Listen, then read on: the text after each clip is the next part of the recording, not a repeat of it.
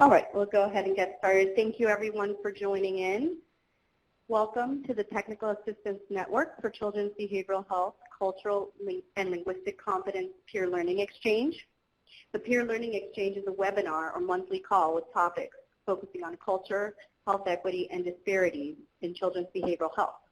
Topics are generated by you, individuals working in or being served by behavioral health organizations, and those partnering with system of care states and communities. The TA Network, as it's known, is the National Training and Technical Assistance Center for Children's Behavioral Health for the Substance Abuse and Mental Health Services Administration, otherwise known as SAMHSA. Today's topic is Inclusive Policy Resources for Transgender Populations.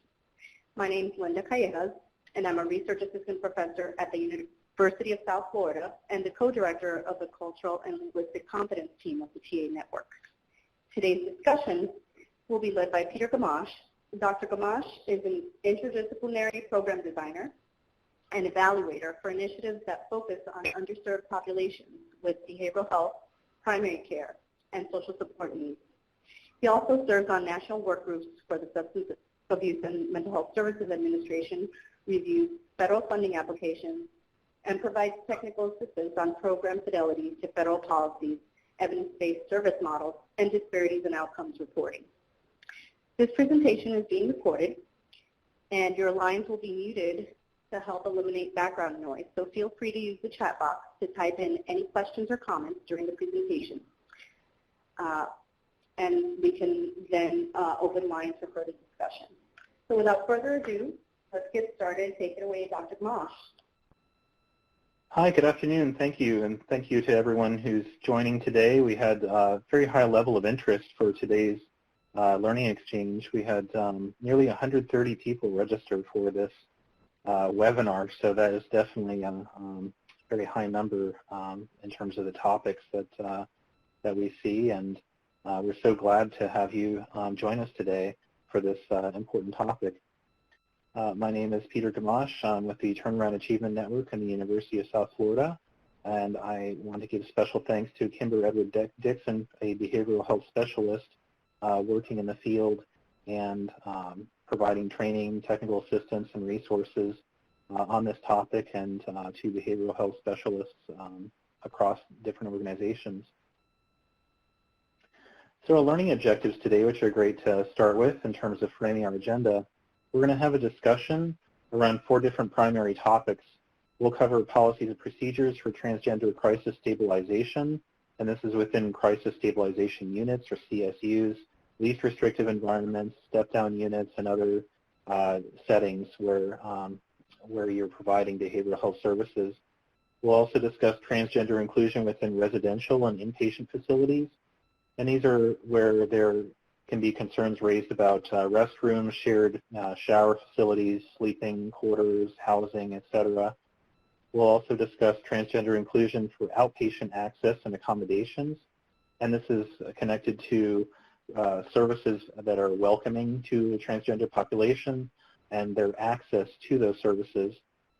And then finally, we'll discuss transgender inclusion within employment non-discrimination, inclusive service provision, subcontracts, and grievance resolution policies and procedures.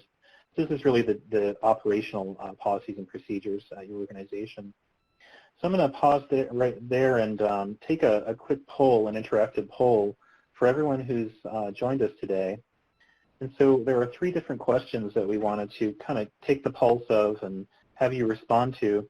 The first one is whether your organization has any written policies and procedures regarding transgender populations. And these are those that have been updated within the past year. So if you can sort of vote, and we'll look at the totals as they roll in. And the second question is to update your organization's policies and procedures regarding transgender populations. The question is, do you have any of the following resources to review these policies and procedures?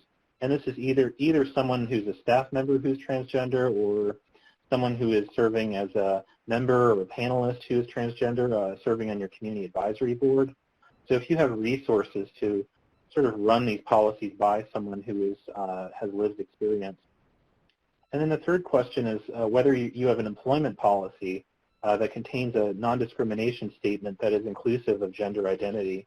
And this is where in equal opportunity statements and non-discrimination, non-harassment policies, so employment policies that govern employees of your organization, they'll have, this, we will not discriminate on the basis of race, gender, et cetera. So the question here is whether or not that policy statement has gender identity included.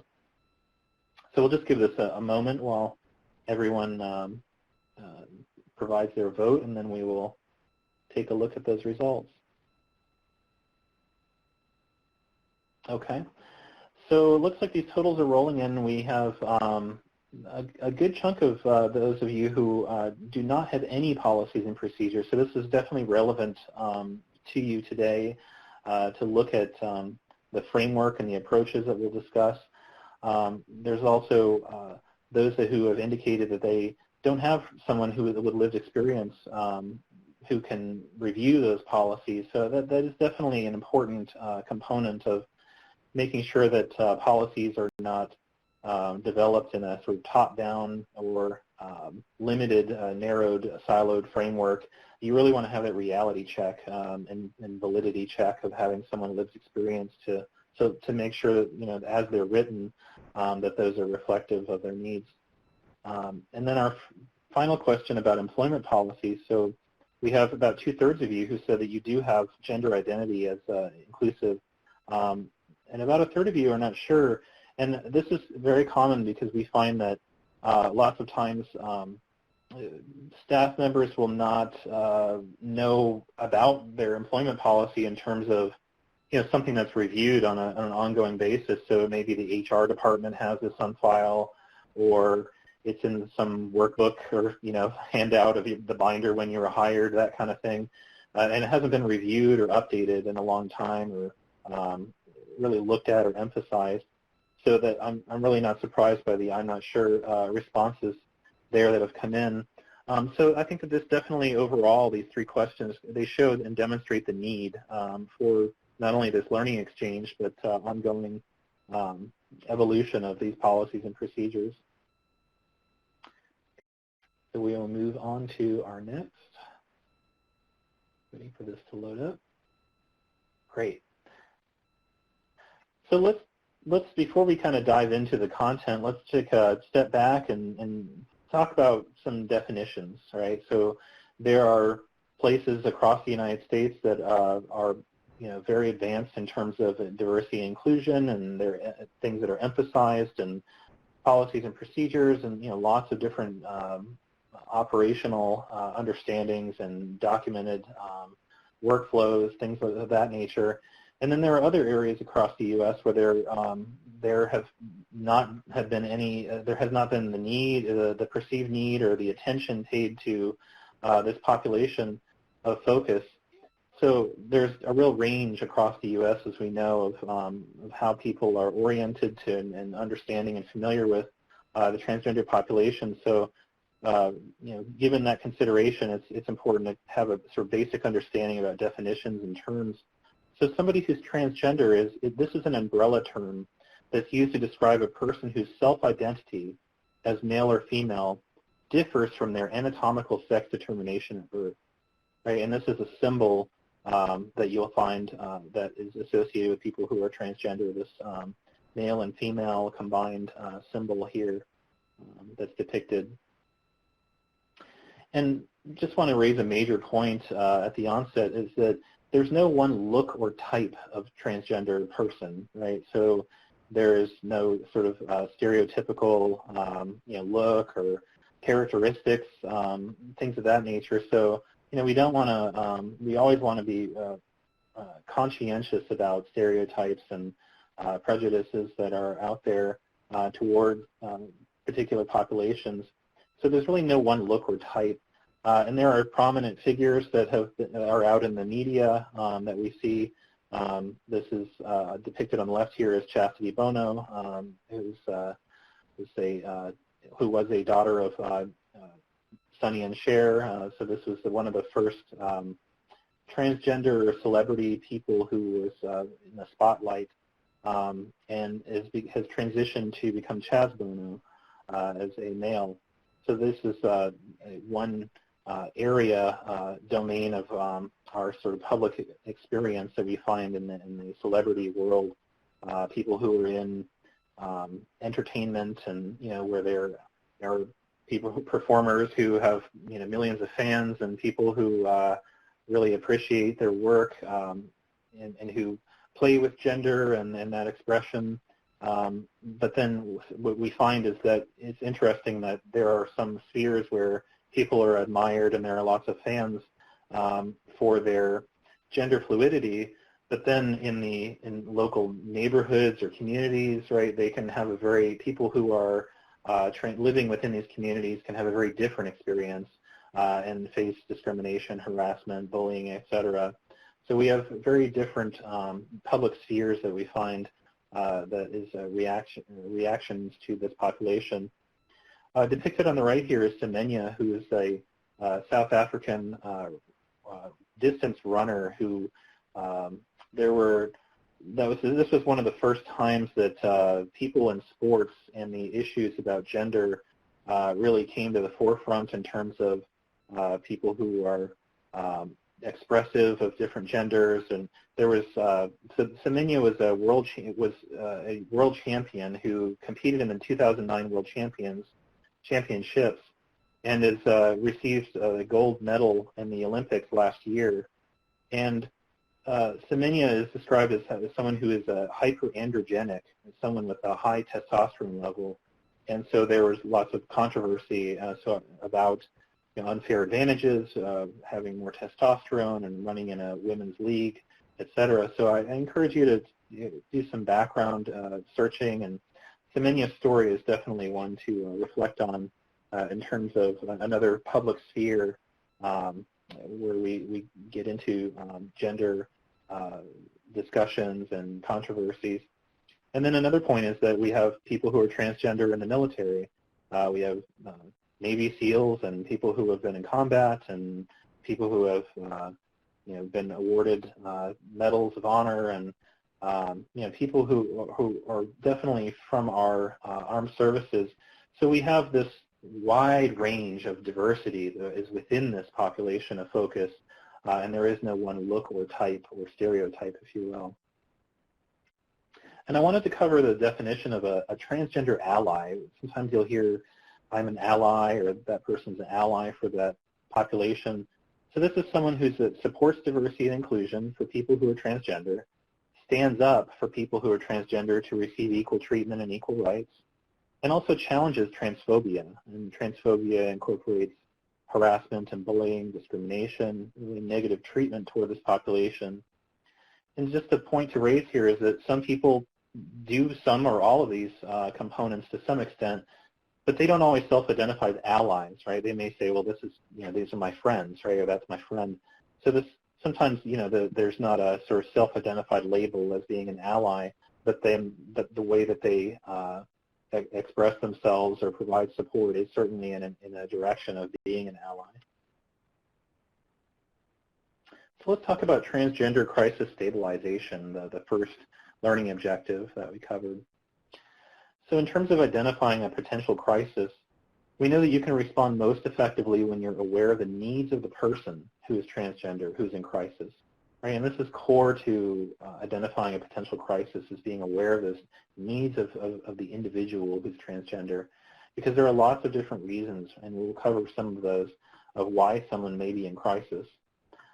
And as with any crisis situation, we know that appropriate preparation and training is key, and this will help to provide a better response, not only in terms of really the objective of what training does to increase the KSAs or knowledge, skills, and abilities, but also confidence, right? People's confidence, the staff's confidence in addressing a situation is definitely key. That's sort of a different aspect, rather than knowing that there's a procedure, or having a number of checklist type of items of what to do. With confidence is definitely something that we want to increase through training opportunities.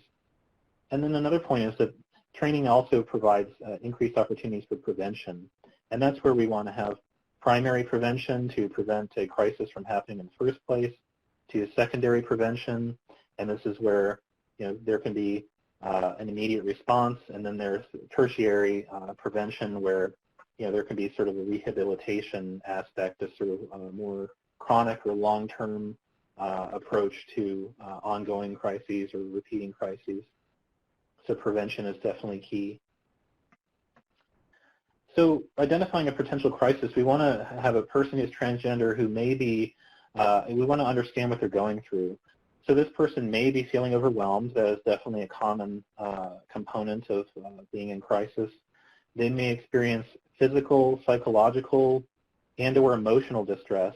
And this is that they can experience this alone or in combination together. So it may be a physical challenge that they're experiencing. It may be psychological alone or in combination with a physical challenge. Or they may be having an emotional crisis of some form that is also interacting with their physical well-being and their psychological well-being. So it can happen alone or in combination together. And another common aspect of this is that there are coping skills, right, when there's a crisis that happens that are ineffective in stressful situations. So, for example, if someone raises their voice loudly to be heard, that may be their response, and that's how they are expressing themselves when they're in crisis. And so when someone starts raising their voice, right, and that's a distressing thing that may happen, that may be their coping mechanism, but that's an ineffective way to deal with a stressful situation. And it may occur in the opposite direction where someone may become mute or, non-reactive, right? So it can go in the opposite direction. And a lot of times we hear the term fight or flight, right? When adrenaline starts kicking up and the hormones start generating when someone's in crisis.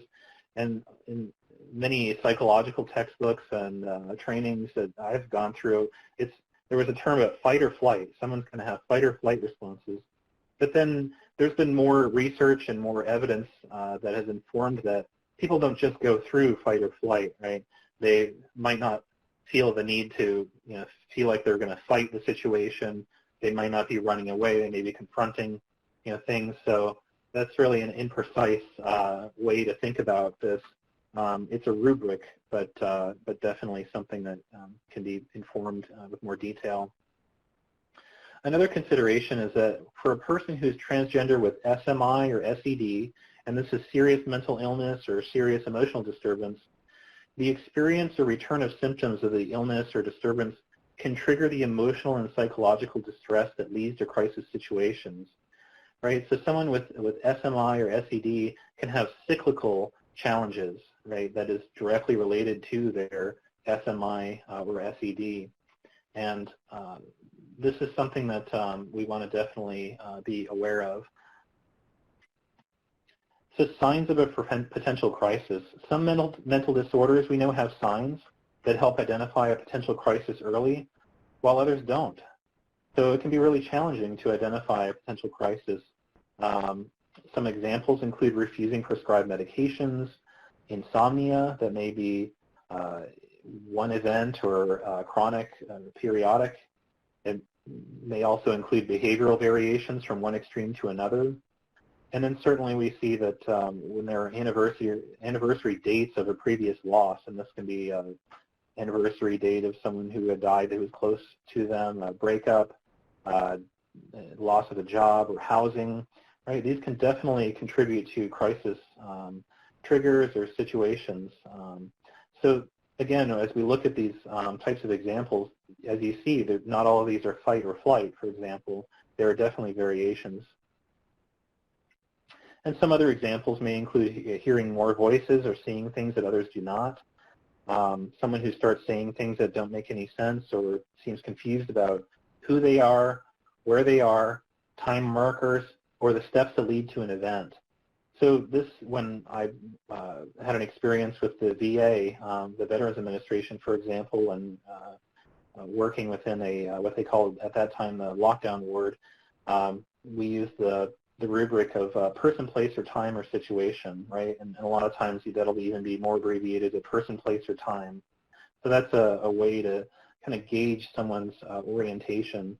and that relates to their ability to express, do you know your name, and do you know where you are, what year is it, questions like, do you know who the current president is, or, things like that, where you can try to ask different questions around person, place, or time, or their situation, understanding what's going on with their situation. And then also someone, as I mentioned, somebody who becomes mute or stops talking, someone who also becomes isolated, lacks energy and motivation, right? So fight or flight, for example, doesn't really apply, to those types of examples. And people who are transgender with SMI and SED have often experienced many losses or personal crises in their lives. So it's definitely a point of consideration where someone can have an experience or multiple experiences with family rejection or of being transgender, a family that does not accept them, social discrimination, certainly, trauma, having experienced violence in their past. So these are considerations for people, especially people with SMI and SED, because we see that these are common themes that we find.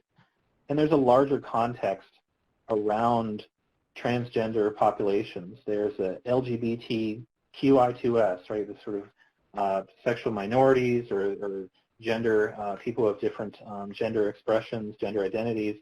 So this is the larger acronym, and SAMHSA, the Substance Abuse and Mental Health Services Administration, uses the broader acronym or the broader term LGBTQI2S, and that stands for lesbian, gay, bisexual, transgender, questioning, intersex, or two-spirit. And so there are entire other cultural linguistic competence webinars that we definitely encourage you to look into if you're interested in learning more about the bigger picture, the larger population. And there's a violence and trauma among this population, and this can be, very disturbing things that we see with people being shot, and in one instance decapitated or shot or burned or targeted for violence. These are very distressing things that we find and hear about, people that we know who have experienced trauma within our community. And we see pictures all the time of people who have been targeted or have experienced violence. They were jumped or beaten up outside of organization or outside of a place where they were. So we see these images that come by, especially within the LGBTQI2S specific media, that will show that someone, yet another person, was beaten up, or that there was some horrible event that happened. So very distressing things, and this can definitely lead to personal crises and crisis anxieties and situations. We also had a mass shooting, the deadliest mass shooting in recent history at the Orlando's Pulse Nightclub, and this was about the middle of last year, where 49 people were killed and 53 people were injured. This is a very traumatic event that happened to the LGBTQI2S community. And so this very much had a ripple effect or echoes within the community in the behavioral health services world, certainly in Orlando, as well as surrounding areas and cities like Tampa, Florida, and across Florida, and really across the United States and even the world. We saw people who were reacting to this all across the world and across the nation. So these types of things where people are targeted or or experience specific violence and trauma, this is the part of the context of people's lives, and especially people who are transgender, who see these things happen over and over to their friends and loved ones and others who are in their social circles. Another consideration point is about the public accommodations and equality protections. Currently in the United States, we have conflicting federal, state, county, city, and other municipalities' anti-discrimination policies and ordinances. And this is where there's been much ado about the what is called the bathroom bills. And this is where there's lots of negative slanted media framing about transgender people, wanting to cause harm to people who are not transgender, to cause harm to their children, or do all kinds of different negative things. So there's a lot of negativity that we see in terms of pushback from inclusive policies and ordinances for this population. So this transgender bathroom access-related issues have come to the forefront. And I just wanted to point out that a lot of these policies and ordinances, they are broad policies and ordinances, and they're inclusive in many instances, really most instances, of race and gender and ethnicity and all kinds of different groups of minority populations. And they'll also cover different spheres of public facilities, taxpayer-funded public facilities. And so it's not just bathrooms, right? So this can be, the courthouses or the, places where libraries or public facilities that are funded by all taxpayers.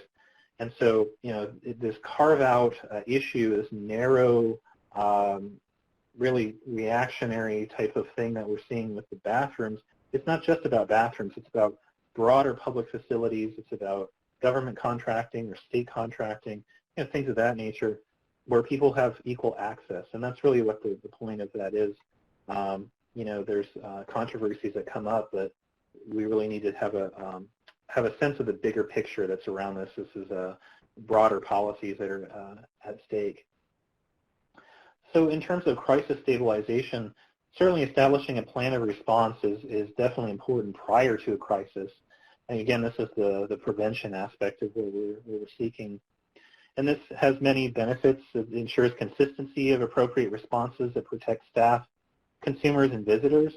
Right? Consistency, it's not just person dependent of the one person who may be the supervisor, for example, who is trained or knowledgeable. This is consistency across all staff so that there's an understood way to respond to a crisis. It enables staff to act early in a situation that could lead to a more severe crisis. And it reduces the stress for both the person who's transgender, who's in crisis, and the staff to address the situation. So we want to have those types of approaches, and this is why it's important to have that plan of response in place. So in terms of policies and procedures documentation, we want to definitely identify in advance which staff will be designated or available to help and what outside assistance is available. So, we want to have approaches that apply to all staff so that there's a common understanding, a common framework, a consistent framework, and then there's also the ways that other staff become involved, right? So when do supervisors become involved? When do we seek outside assistance, right? And it's not a negative thing to seek outside assistance when it's needed. Maybe a situation is escalated to a point where certainly outside assistance is needed, or where there's consultation, right? And this is where you can have outside experts to inform those policies and procedures.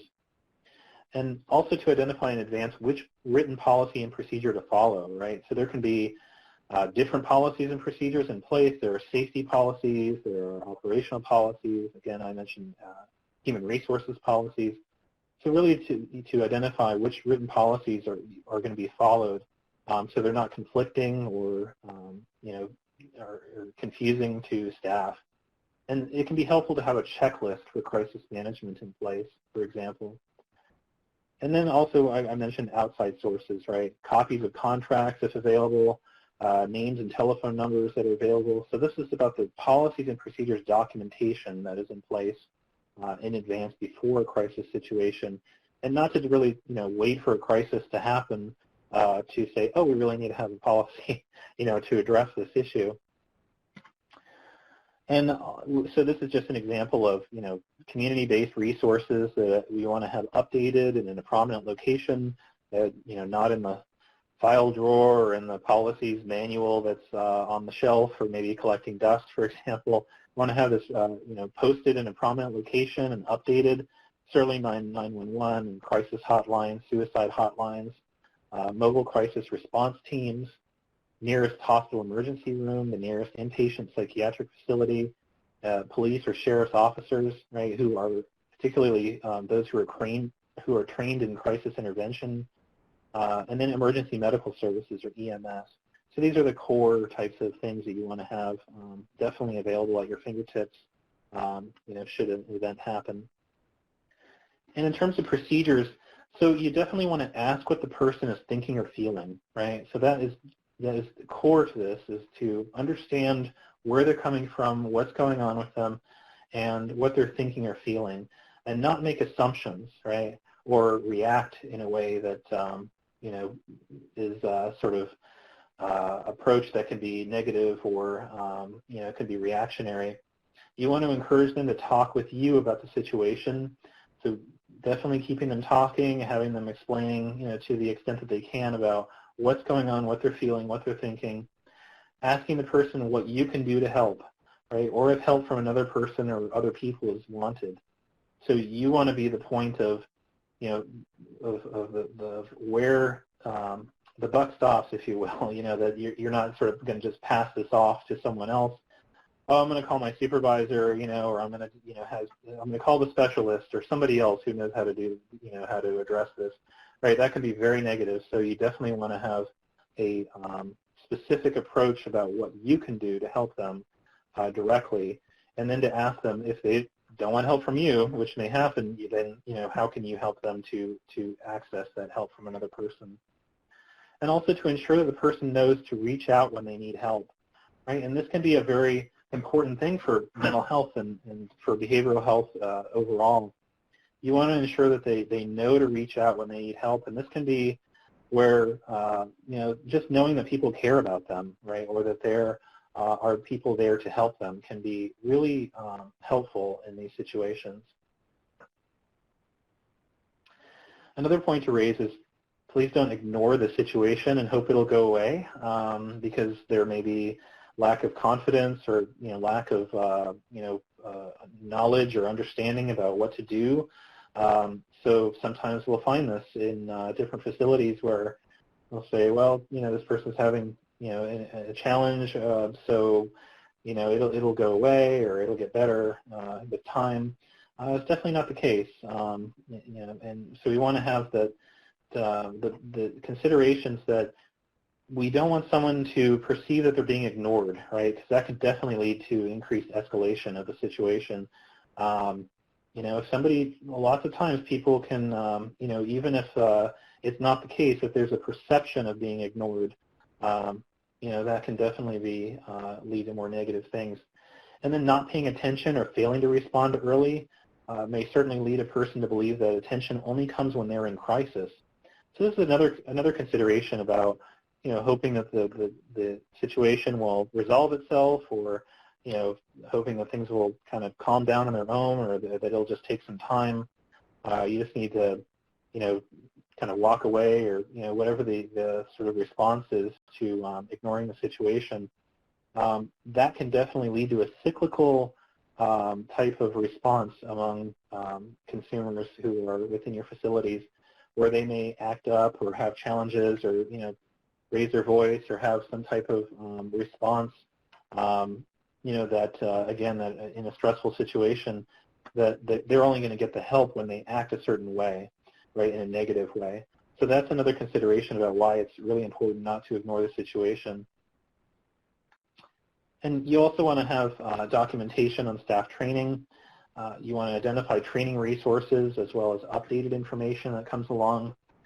Ideally, you'd like to have this tracked by the Human Resources Department that applies to your organization. Supervisors, definitely, administrators, and also your evaluators if you're operating programs or services. So you want this to be tracked, right? You want to have a sort of quality review step that makes sure that people, across your organization, from the front desk to, direct consumer services to follow-up, all across the board, that you want to make sure that everyone has been trained and has had, access to these resources, as well as updates, right? Like a minimum of once per year would be a nice, update, for example, if not more frequently. Also to know what support services are available, again, in your community. I'm going to emphasize that point a few times because it's very important to know when to get that outside help. And also to understand responsibilities and limitations related to assistance from law enforcement responding to mental health crises. right? So there are definite responsibilities from law enforcement.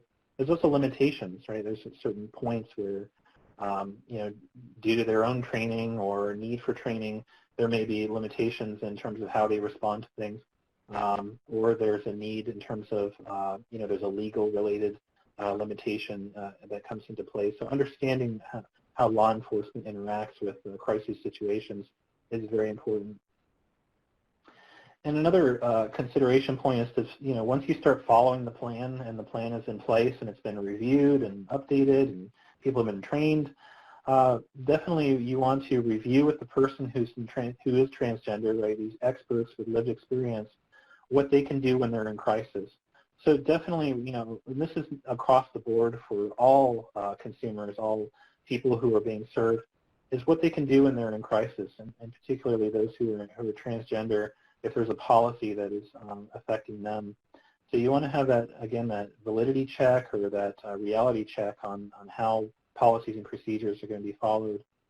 And then also ensure that a person who's transgender knows how to reach their case manager, therapist, or other support personnel, right, so that it's the exact steps to take when there's a crisis. So de-escalation approaches. There are some standard de-escalation approaches I wanted to review with you. Certainly sorting out the facts to determine who is involved, what occurred, when it occurred, where it occurred, and why the person's upset. So again, asking someone what they're thinking or feeling first, but then getting that more information to sort out the facts about what happened or what is happening. To focus on opportunities for resolution rather than challenges, right? It's not necessarily a problem that is in place. It's that there's a resolution that's needed. So there are definitely opportunities for resolution. To prioritize options for shared decision making, absolutely. To make sure that to the extent possible there is shared decision making on what's going to happen, and that there's an understanding of what's going to happen next. And also to follow up to prevent re-escalation, right? To debrief or to revisit or discuss, right, what happened, and make sure that there's a prevention aspect of learning, a lesson learned, if you will, for how to prevent a crisis from happening again. So you want to work toward achieving dialogue as much as possible. And dialogue is a wonderful term and word. There's a lot of research and evidence that's around dialogue. Dialogue is communicating so that others want to actively listen, and actively listening so that others want to communicate. So this is where your shoulders are literally turned towards someone else's shoulders. You're making eye contact. You're communicating. You're nodding. You're having this nonverbal body language, right, to express that you're tuned into someone and that you're paying direct attention to them and having dialogue so that someone is understanding that there's an exchange of information. It's not that they're being talked to, for example. This is different than monologue, right? Monologue is when someone does not want to connect and wants to be heard or seen. So this is basically talking to someone and not listening to them. So monologue, right, you're engaging in a monologue. It's just kind of talking out loud and not really having that exchange of dialogue. So dialogue is the key term that we want to definitely reach in someone's crisis. The person who's transgender who's in crisis may need to use monologue at first. That is definitely something to consider. They may need to vent for a little while in one direction before this individual is open to engaging in dialogue, right? So someone's not going to just instantly kind of jump into a dialogue with you. Maybe they have to express themselves, right? They need to kind of take some deep breaths and get a hold of the situation. The pulse needs to go down, right? Breathing needs to go down, and they need to vent for a little while. Meeting this person where they are, right? We hear this expression a lot in the behavioral health services field and social work and lots of other health and human services trainings. Meeting a person where they are, and it's not just sort of a catchphrase, it's definitely a reality of how we want to, to approach the situation. This helps to understand what's going on and their readiness to engage in dialogue, right?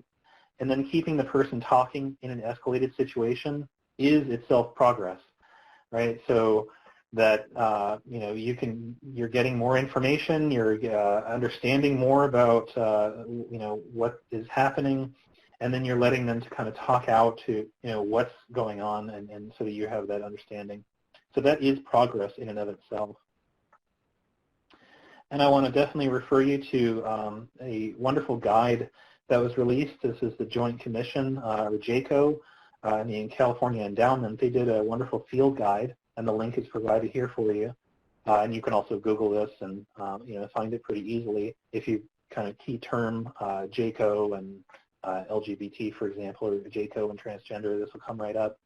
And this field guide provides a lot of information in terms of policies and procedures and information, and it's entitled Advancing Effective Communication, Cultural Competence, and Patient and Family-Centered Care for the LGBT Community. It's a wonderful guide and resource for you.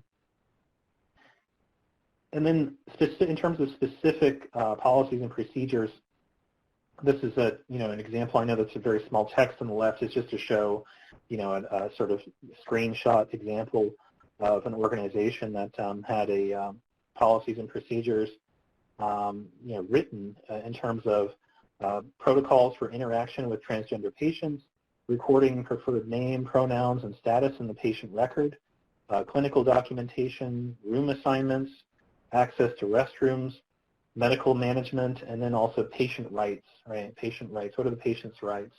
So having those documents on file are definitely important.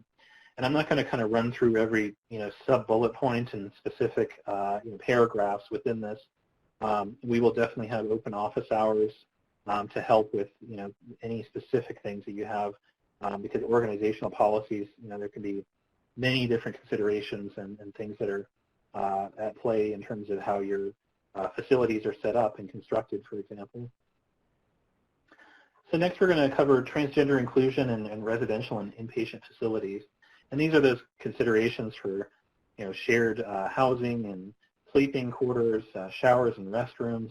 Right? This is where this can definitely come to the forefront in terms of policies and procedures of, okay, what do we do when we have a situation where someone needs to have equal access to these facilities?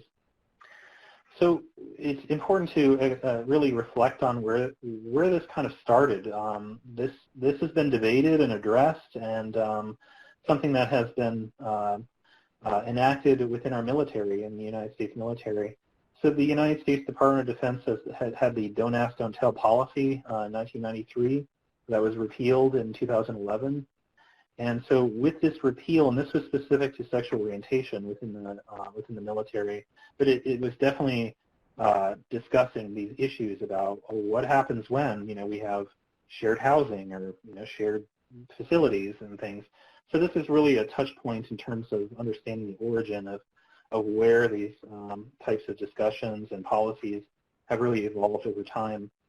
And Navy Admiral Mike Mullen, the chairman of the Joint Chiefs of Staff at the time, said, "Today, with implementation of the new law fully in place, we're a stronger joint force, a more tolerant force, a force of more character and more honor, more in keeping with our own values." So that was the statement that was released when Don't Ask, Don't Tell was repealed. And so they actually undertook, before the policy was repealed, there were national organizations that undertook surveys of the military to understand what would happen, right? And this was provided in the reports to Congress and in congressional testimony. And this was specifically, I'm pulling out a few of the questions from the report on shared showering in barracks, right? Because that was the consideration or the touch point of controversy at the time. They had a question that was about service members' likely actions if assigned to share open bay shower facilities with a gay or lesbian service member. And so the question was, if Don't Ask, Don't Tell is repealed and you're assigned to bathroom facilities with an open bay shower that someone you believe to be gay or lesbian who's a service member also used, which are you most likely to do? And you can see these interesting responses that came through at the time. About a third said they'd take no action. About a quarter said they'd use the shower at a different time, right? So that can be an accommodation or something that is in place. And then about 10% at the very bottom here said they didn't know, they had no idea. So there was an opportunity for for training and for understanding about what would you do if this situation were to come into play. And then about 20% said they talked to a leader to see if they had other options, right? So these are interesting responses that showed, what they would do and what their thinking was at the time.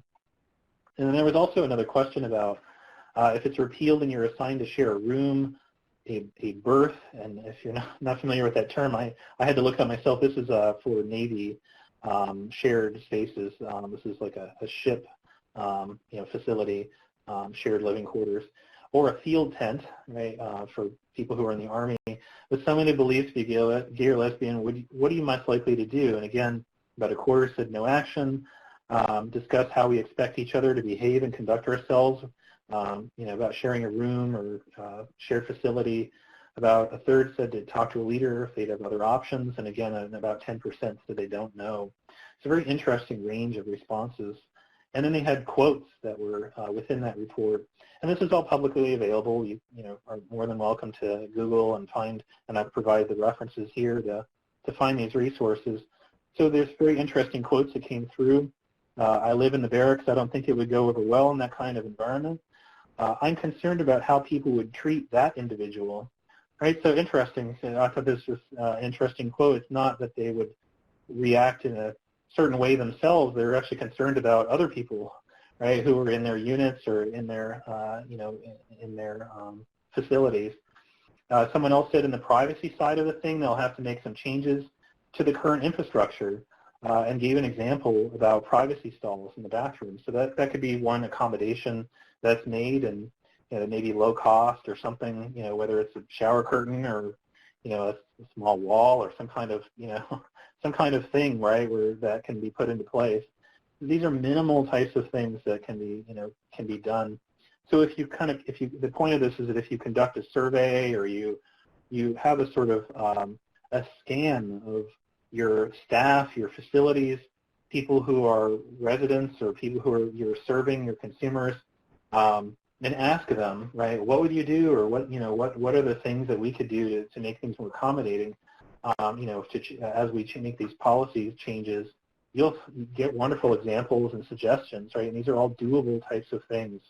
And at the time, there were definitely, I wanted to raise this as a point of consideration, there were fears that were raised at the time, being leered at in the showers, that feeling threatened, all right, so if they are, in the same space. And this is very similar to the bathroom bills, the language that we see that spills out into the media and into congressional testimony and, by legislators.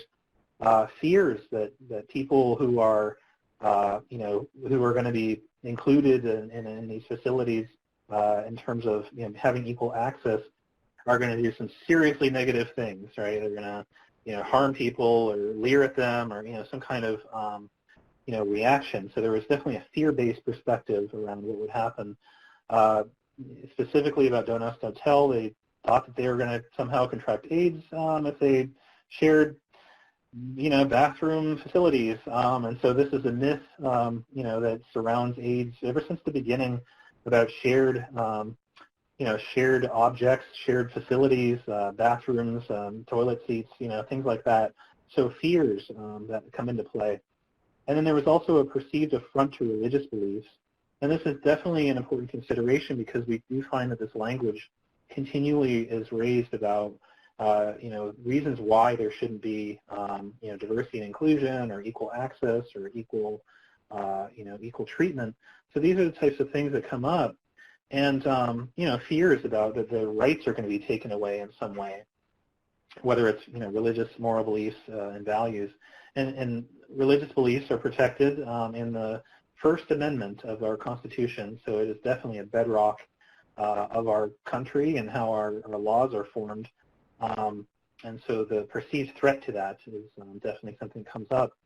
And so when they had this discussion and it came up within the context of Don't Ask, Don't Tell, for example, the report pointed out that different moral values and religious convictions already exist inside the U.S. military. So that, for example, there are people who are Christian and Muslim and Hindu and Buddhist and, all kinds of different religions already within the military. And that while chaplains and others won't be required to change their personal views and beliefs, And again, this is a point that again gets raised again and again about, if we have a non-discrimination policy, it's going to have, people will be required to, go against their personal beliefs and values. That's definitely a fear that comes into play. So the point on this is that there are already people who are every day using using facilities, and there are no incidents or challenges. People of different religious faiths, different identities, and so regardless of someone's specific religious belief or moral values, they must respect and serve others, right? So if someone is a public servant or someone who is funded with taxpayer money, that they're to respect and serve others, and this is equal treatment of people, and so that's the expectation. And in terms of changes to facilities, in terms of making separate facilities, there was a disagreement and a recommendation against having separate facilities, like having the special place, that's a separate building, for example, or a place that only specific types of people go, right? That's their special place. That can be stigmatizing. And there was a recommendation against having separate facilities in the military at the time because of the creation of a third or possibly fourth category of bathroom facilities and living quarters. It was said whether at bases or forward deployed areas would be a logistical nightmare, expensive, and impossible to administer.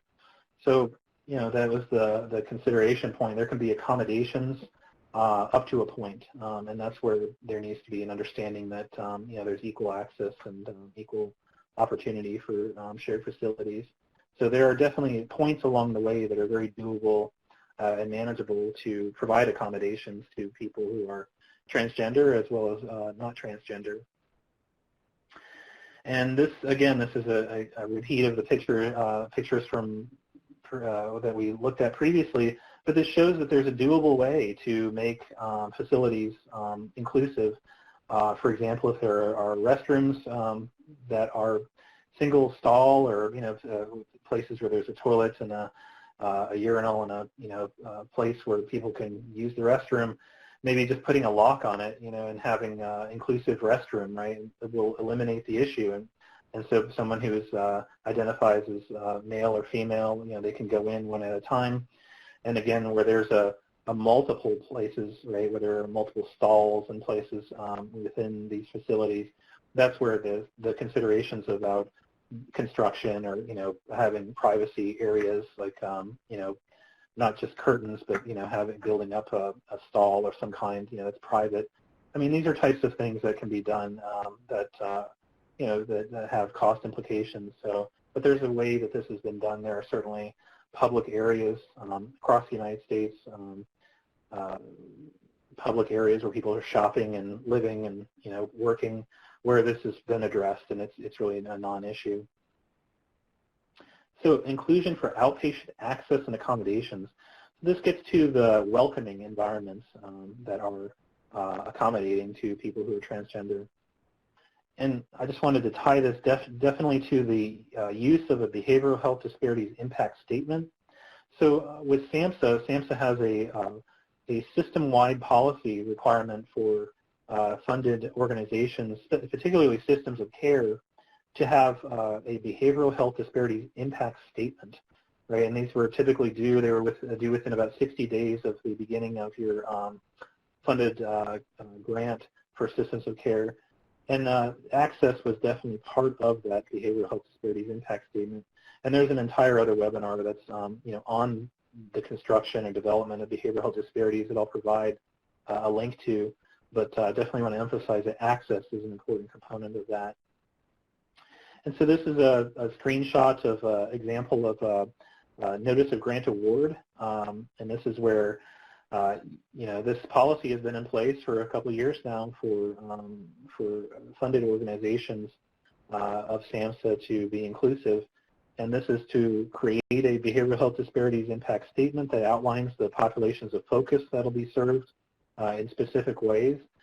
to provide a statement documenting how to address race, ethnicity, LGBT status, for example, in terms of data collection, right? So the requirement to have inclusive data collection so that the demographics are inclusive of these populations.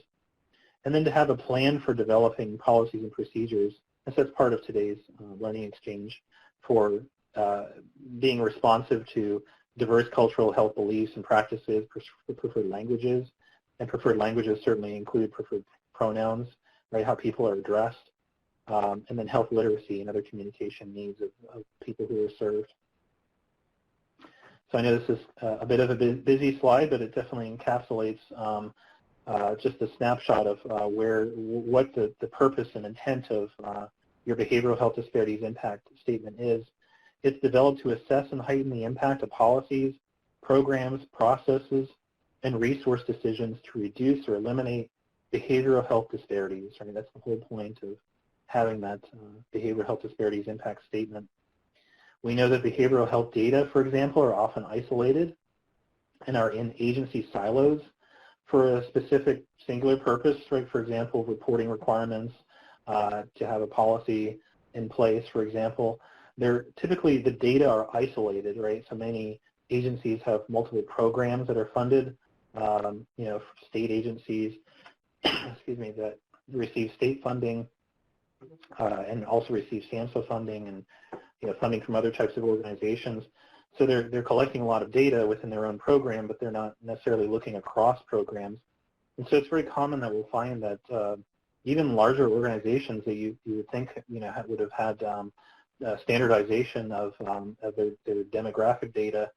When we raise the question of how many people do you have that you serve within your organization across all your programs who are by certain races, by ethnicities, genders, by sexual orientation. And so if you start asking those questions, like just what's the top number or the big, is it 5% or is it 10%, of specific populations?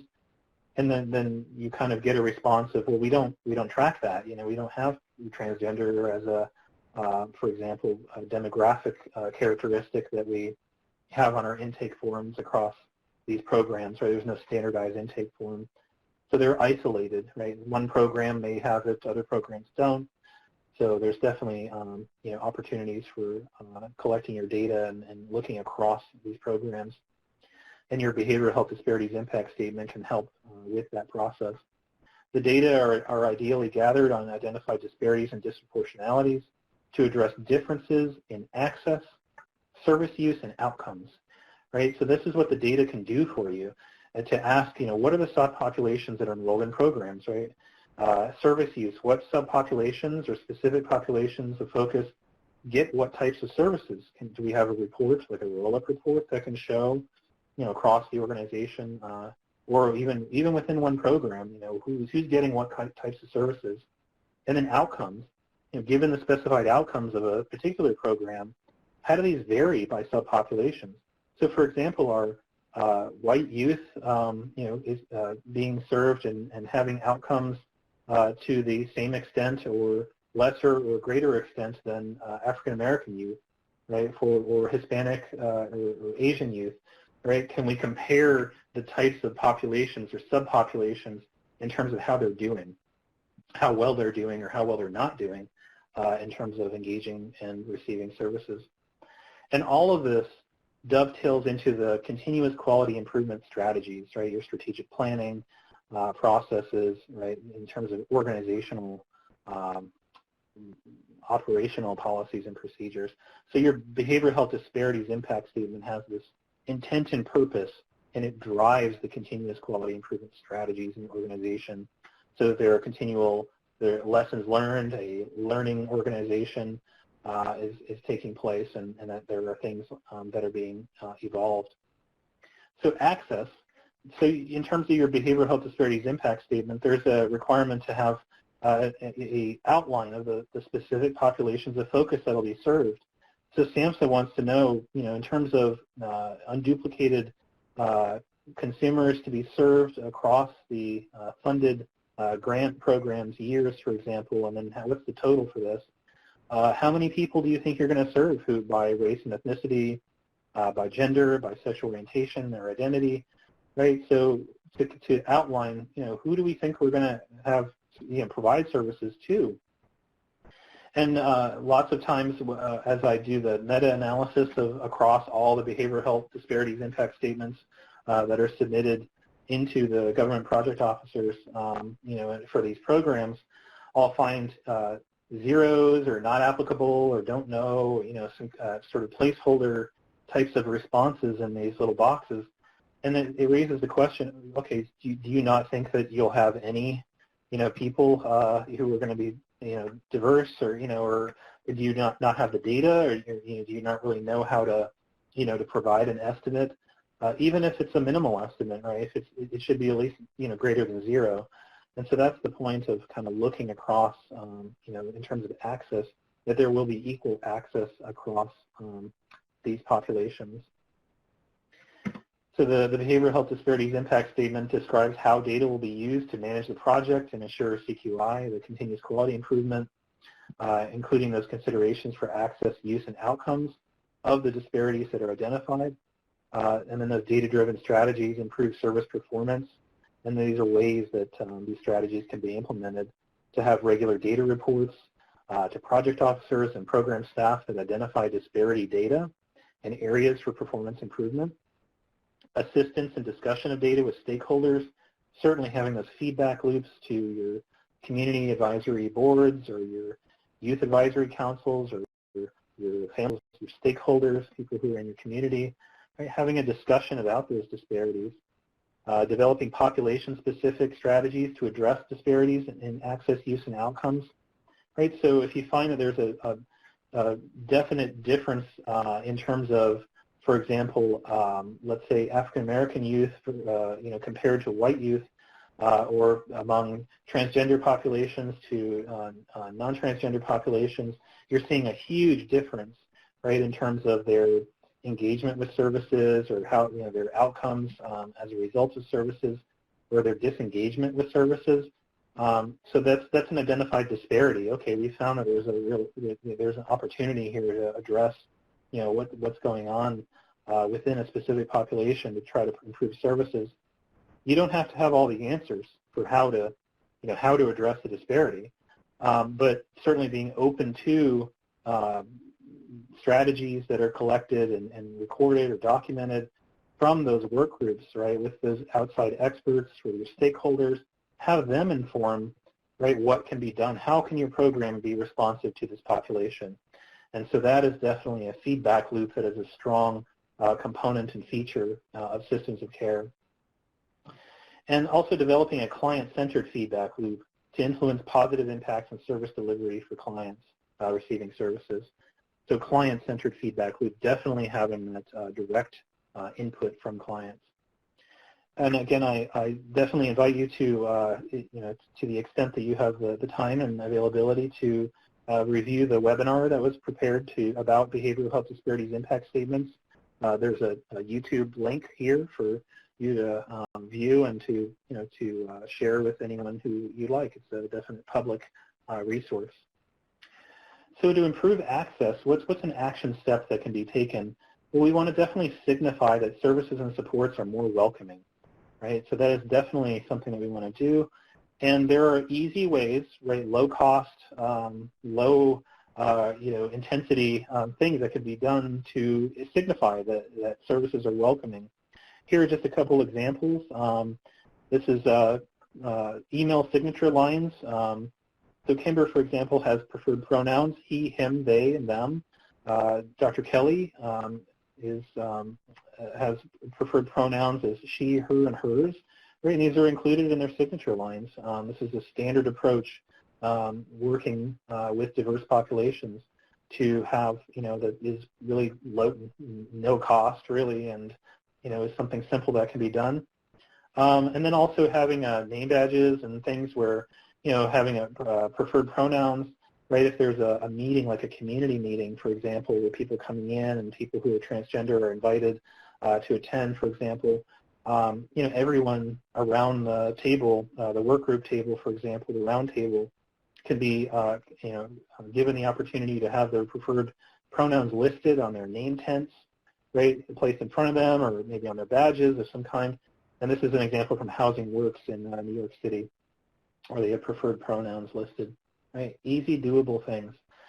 Updating forms to collect race, ethnicity, and LGBT inclusive data. This is a broad action step that's provided, and again, it's directly linked to your behavioral health disparities impact statement and the types of data to collect within your program. And the point here is that you can't improve what you don't measure, right? So if you don't measure or collect data on diversity of some kind, of these different variables by race, by having all the races listed or ethnicities, LGBT, being on the form, right? If you don't measure that, then you don't have an ability to show, well, from baseline to a follow-up period or some point in the future, are we doing better, right, to serve this population, or are the people in our programs who are in services, are they doing better, right? So if there's no measurement, then you just don't know. It's kind of like, having a sort of taking the wind as it blows, it's sort of a general ad hoc or, a person-dependent way of looking at things where maybe there's a specific anecdotal, understandings among staff and among consumers. But the measurement of this is definitely part of the program structure. And people who are transgender often don't exist on agency intake forms, right? They do not exist at all. They're not included on forms, satisfaction surveys, or other service records. So, for example, there may be the check boxes that are provided where there's just male and female, right? And someone who's transgender, right, there's no option there for them. And some people may certainly indicate the gender that they are transitioning to, right? They may indicate male and indicate female, but there's that point where people need to have an inclusive ability to respond. So lots of times we get the question, oh, how do we do this? Like, we have no idea to, how to ask these questions. Well, there's guidance that's out there. There's the Gen IUSS group report. They created a report called Best Practices for Asking Questions to Identify Transgender and Other Gender Minority Respondents on Population-Based Surveys. Right? So this definitely applies to agency forms as well.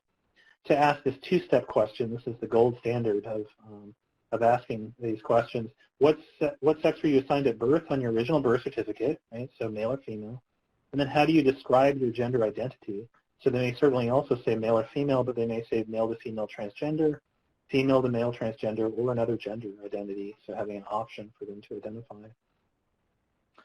To also have safe spaces or safe zones, right, to expand this. This is what we want certainly within behavioral health facilities where people are vulnerable and have challenges, right? We want to have these as safe spaces for all consumers, including racial, ethnic, LGBT, minority consumers, right? So what is a safe zone or a safe space? Well, there are trainings that are available to provide to help with this. There are designations of safe zone areas. So, for example, a meeting room or a common area, maybe it's the waiting room out front. As consumers come in and meet with clients, if this is an outpatient facility, to designate that there are safe zone areas, and also to support individual personnel who self-identify as allies and promote safe zones. Right, so this is a staff-driven, intent in terms of having staff understand that that there's a safe zone in place and that they have responsibilities, for that safe zone. And there are many, many different examples of signs that can be used to designate a safe space or a safe zone. Here are just some colorful examples provided here. There can be I'm an ally and, rainbow types of images. There's lots of different things. But even if, there's no agreement, among staff, okay, which is the best sign, or, which one everybody kind of has their favorite, just having a statement about a safe zone, and this is depicted in the top right here, that says this space respects all people, all aspects of people, including race, ethnicity, gender expression, sexual orientation, socioeconomic background, age, religion, and ability. Right? You want this to be broadly inclusive. This is about diversity and inclusion, that this is a safe space for people who are typically find that they do not have universal safe spaces. And here are some additional examples of nice, colorful things that can be done. And depicted on the right here, this is the infusion program in Mississippi. They had safe zone signs, for example, in the window, and this is literally the entrance. And there's a sort of picture of me, a shadow of me in the background taking this picture with the light here. I tried to get a good picture where there's a sign that's in English and then right next to one that's in Spanish. So these are just doable, types of things that are low cost and have a very high impact and mean a lot to clients that are feeling, that there aren't spaces for them. So just to doing a time check. Okay, I've got a little bit more time, so I want to make sure to include some time for questions or comments at the end. We're going to run till about 2:30. And so I wanted to cover the last learning objective about transgender inclusion and employment non-discrimination, inclusive service provisions, subcontracts, grievance, policies, procedures. So we want to kind of look across, the framework for the multitude of policies and procedures within your organization. So certainly the first thing to do is to conduct an anti-discrimination policy review. This is a short-term opportunity, something that can be done relatively quickly, within a week even, within a month. This will improve capacity building, certainly sustainability of your services, to determine whether policies include race, ethnicity, sexual orientation, gender identity, right? Are they inclusive? Is diversity and inclusion a stated component within your anti-discrimination policies? So for employment policies, for example, the question is, can staff who are allies feel safe to be out themselves, right? Whether they are self-identify as being part of a population of focus, or providing support for others, right? Can these allies be, can they be, or do they feel supported? Because if someone is working in an organization, an agency, an institution, and they don't feel that they're being supported, then they're not going to, and they're especially going to, for example, address things like disparities by race, by ethnicity, by LGBT, right? Those can be touchy subjects, right, that can be avoided or, sort of downplayed or, not seen as a priority. So if they feel that they're not being supported and there's no employment policy to protect them, that's really the first layer of protection for them to be able to, to be allies within the organization. So that's definitely a point of consideration. To examine partner agency policies. So in your system of care, for example, many systems of care, they'll provide a specific set of services, and they don't provide, some other services, ancillary services that your consumers may need. For example, let's say you're specifically providing behavioral health services, but you don't provide housing supports. They have to be referred to another agency or served by another agency that's within your system of care. Or maybe it's juvenile justice, or maybe it's some other types of organizations that there's intersection points where people are being referred from those organizations to your organization, or you're referring out to other organizations. So if you are if you have safe zones and you have inclusive service programming, and you appreciate and celebrate diversity and inclusion within your own four walls for your consumers, the point of consideration is if you're providing a referral to another agency, right, and they're not on board with the types of inclusion that you are within your own four walls, you may be putting that person at risk, right, of having a seriously negative experience.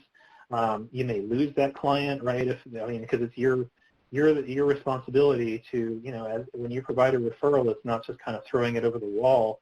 It's to follow up with them and find out, how did things go? Are they helping you? And having that follow-up step and feedback loop. So definitely examining partner agency policies is very relevant to systems of care. And incorporating service inclusion requirements into vendor contracts, right? And these are your subcontracts. These are your, there may be services that are subcontracted for, everything from paper towels that are stocked to, supplies, office supplies to, treatment services, et cetera. So there may be subcontracts that are in place where, people who are coming into your organization, they need to understand that, they may interact with consumers, right, in whatever aspect. If they're coming in the door, you want to definitely have them, having these types of things in place in their policies. So other immediate and short-term opportunities include identifying training opportunities on selected topics related to disparities and disproportionalities. So these are like specific topics of interest. So for example, homelessness or suicide prevention or bullying, among transgender populations. Those are specific areas of disparities that are available, and if you can't find a specific resource, then I'll definitely encourage you to submit a technical assistance request. Maybe it's a advisory call or conference call with experts, or maybe a resource needs to be developed by the TA network, and that's certainly a resource that's available to the SAMHSA System of Care grantees. To schedule those on-site learning events, disseminate it, right, sharing it with staff, and also sharing the learning content with other providers and caregivers that are connected to the system of care. So foster care families, schools, faith-based organizations, right, those stakeholders that are in your broader community, to share those lessons learned with them. To develop inclusive referrals for transgender consumers, as we discussed, to partner with transgender community alliances, right? So there may be organizations that are specifically set up or are, prominently serving transgender populations. So that's a community alliance that can be formed for having them to review a policy, to look at an outreach flyer, to inform policies and procedures. So that's definitely a step that is encouraged. They're definitely a resource for you. And to identify local transgender inclusive success stories, right? In the behavioral health services world that we live in, it can be a tendency to just focus on problems and deficits and challenges and negatives, right? Because we are continually addressing, right, the needs and challenges that happen. So it's important to have success stories, right, to celebrate how there may have been a challenge, but then this is how it was overcome, right? This is a model of inclusion, right? This is an example of how we were able to help a consumer who had a really challenging life event, and we were able to change their lives, right? So the success stories are the models of what worked, as well as the models of what didn't work, right? So lessons learned on these success stories. And to provide self-assessment tools, right? If you're wondering about how your agency or program staff are going to react or, going to engage with transgender populations, you can administer some self-assessment tools to kind of get a temperature check or gauge on their level of comfort, acceptance, or stigma, right, for working with transgender youth and families, for example, transgender adult populations. And then widely report this, right? It's no one person said this or that, right? It's about summarizing all the findings together and then reporting it out in staff meetings and having that discussion, creating action items, positive action steps for addressing discomfort or rejection or stigma, right? These are opportunities that are ahead. And then some of the long-term opportunities, and I'm going to wrap up here shortly, but I just wanted to kind of list out some long-term opportunities to consider to improve your capacity building and your sustainability. Asset mapping is a long-term opportunity to identify and connect with local, state, and national resources, right? And this is to get letters of support or memoranda of understanding. This can support your grant applications. This can expand your programming and your services, right? So to conduct diversity or climate surveys, as I mentioned, with your staff or with your consumers. To, climate surveys, like what's the temperature check on this, and what does the climate look like of how people are feeling or thinking about transgender and inclusion, for example, if a new policy is going to be rolled out, for example. To identify safe space resource champions, right, who can provide resources and share information, right? So these are people who are champions of this. These are allies. These are people who want to have safe spaces. And so ideally, everyone wants to have a safe space within your agency, your organization, or institution. But there may be certain people who are your superstars, right? Your champions who can provide resources and be a resource. To develop train-the-trainer resources. So the model, as I mentioned, there is a wide variation of where communities are at, where agencies or organizations or institutions are at in terms of their approaches to transgender populations.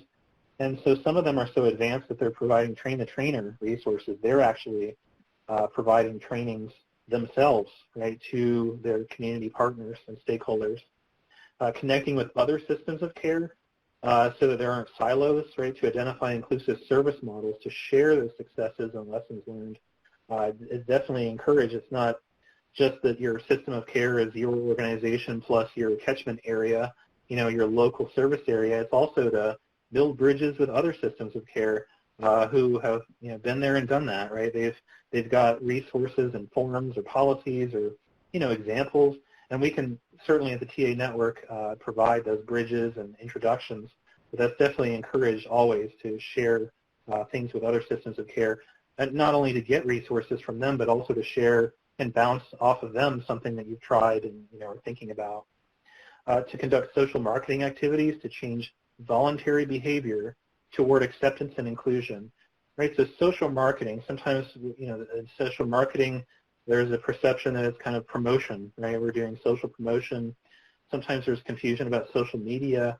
That's definitely not what social marketing is.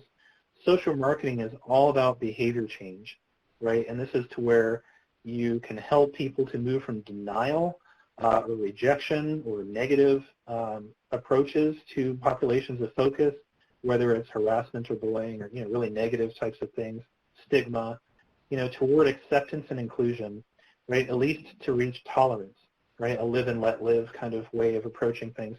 That's always the first goal, is let's reach tolerance, and then we can go beyond tolerance and then get to full equality and inclusion. So I want to thank everyone for attending this important and relevant and timely learning exchange, and we want to definitely open up the lines and see if anyone has any points for discussion, and we'll see, and then we can wrap up within a few minutes, about 5 minutes we have to for today's session. Thank you.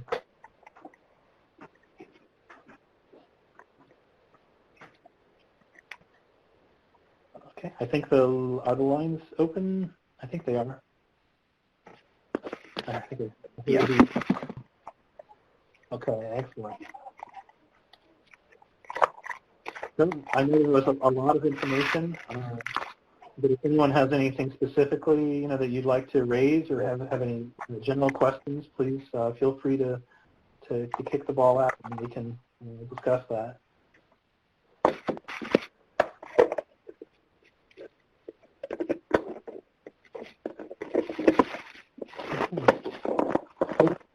I want to thank you again for attending this, and again, we're going to have, we will be having, we have additional resources available to you at the CLC Resource Library, and we're going to be holding specific office hours. They are being scheduled this month, but we'll definitely follow up and talk about behavioral health disparities impact statements, as well as specific questions around policies, procedures, and other resources for you, and we can follow up with any type of documents or discussion points during those specific office hours. So thank you, everyone, and we'll be in touch. Take care.